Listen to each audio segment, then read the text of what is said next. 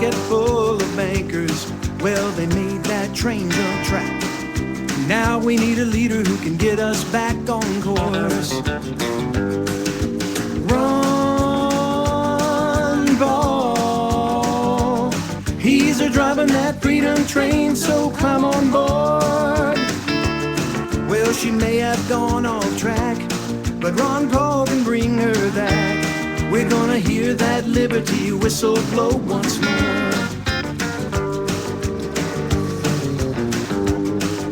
A dollar worth its weight in gold will help let freedom ring. And every penny that you make belongs to you. Let's bring our soldiers home and leave the other trains alone. The Ron Paul Freedom Train will see us through. Run, Paul. He's driving that freedom train, so climb on board. Well, she may have gone off track, but Ron Paul can bring her back. We're gonna hear that liberty whistle blow once more.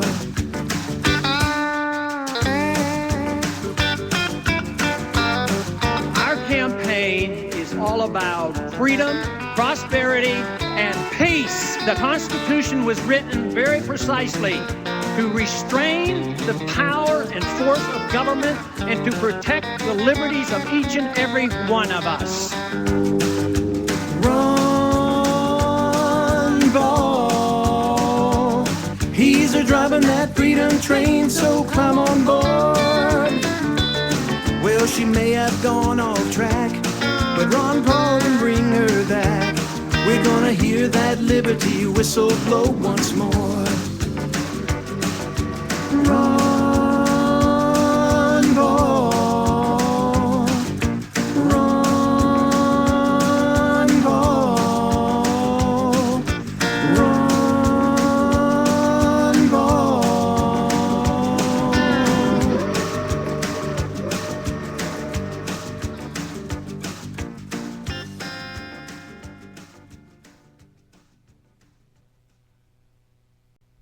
Hi, I'm Stephen Vincent, and thank you for joining me for this edition of The Freedom Message.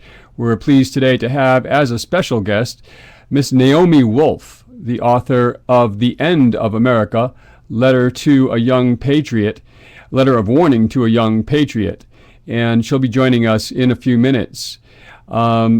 This is a really important interview because it's an example of the freedom message bringing people together. As Dr. Paul has frequently stated, the freedom message brings people together. Ms. Wolf is someone who was previously active in the Democratic Party. She was a consultant on the Clinton campaign, the Bill Clinton campaign, and someone very much involved in the Clinton administration and the politics around it. She is someone who's had somewhat of a development politically recently, coming out in favor of the American Freedom Agenda Act, which has been put before Congress by Congressman Paul, so a Republican. So this is certainly a development in her political life, and we're going to be exploring that today with Naomi Wolf. We'll also later in the show have some video for you of Ron Paul on Anderson Cooper. We'll have a new piece of music from Steve Dorr called Don't Be a Sheep. And I'll talk to you about the 5th of November, where Ron Paul supporters across the nation and probably across the world will be donating $100 simultaneously on the 5th of November, coming up soon. Let me go ahead and play a little bit of Naomi Wolf speaking about the end of America and the coming fascism that she sees in this country. Tonight I'm going to talk about the argument I make in this new book, The End of America. And I'm just going to speak from my heart about what I see happening right now and what we need to do about it. And I kind of want to issue a bit of not a warning, but almost like You know, like those rides you go on in Disneyland where, you know, if they're very turbulent, you get a heads up. It's a very difficult message. In some ways, I'm going to take you on a difficult journey, but I want to reassure you that we're going to come out to sunshine and hope. If not sunshine, certainly hope on the other side. So the book, this is why I wrote the book. I wrote the book for an older person and for a younger person in my life. The older person is a mentor of mine who is the daughter of Holocaust survivors. And we would sit around chatting about news events. And she kept saying, they did this in Germany.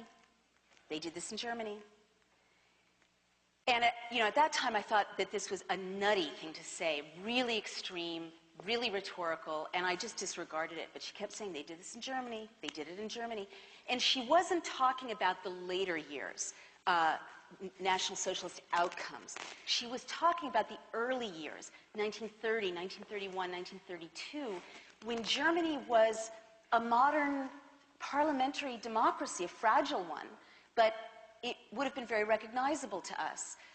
Germany in the early 30s had pop stars and Bauhaus architecture and Paris fashion and civil rights organizations, gay rights organizations, sex education organizations, page 6 writers, gossip columnists.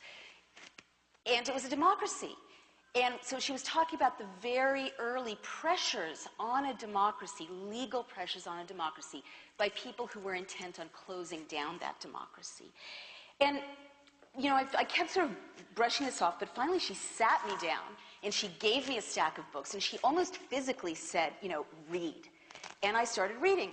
And honestly, my hair stood on end because I saw that she was right. She wasn't being rhetorical at all. That in fact, not only were there tactical echoes from the past, but that what I was seeing was actual scenes recurring, imagery recurring, language, sound bites recurring in modern events in America. So then I began reading even more about how democracies close down, or how would-be despots crack down on a democracy movement. So I read about Italy in the 20s, and as always, Mussolini was the great innovator. He sort of pioneered this technology of closing down a modern democracy. I read about Germany in the 30s, as I mentioned, about Russia in the 30s, about East Germany in the 50s, Czechoslovakia in the 60s, Pinochet's coup in Chile, and I read about the Chinese crackdown on the democracy movement at the end of the 80s. And what became completely clear to me is that every would-be despot, every would-be dictator, whether they're on the left or the right, does the same 10 things. There's a blueprint to closing down an open society or crushing a democracy movement.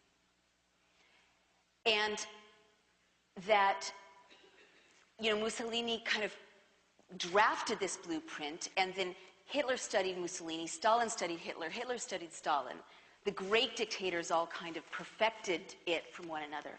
But then the petty dictators all over the world in the latter part of the 20th century, beginning of this century, reproduced the blueprint. We teach the blueprint at the School for the Americas. We teach the blueprint.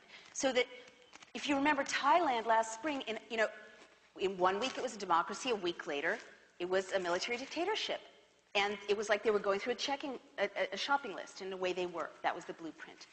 You see Burma, Myanmar, 2 weeks ago, because I know the blueprint, I was looking at my watch. Today they're marching the street. In 48 hours they're going to be shooting on the monks protesting. In a week they're going to be suspending communications. The blueprint is predictive. And what was even more chilling to me, and this is where I really have to applaud you for coming here on a Thursday night when you could be watching America's Next Top Model and listening to this. It's very brave of you.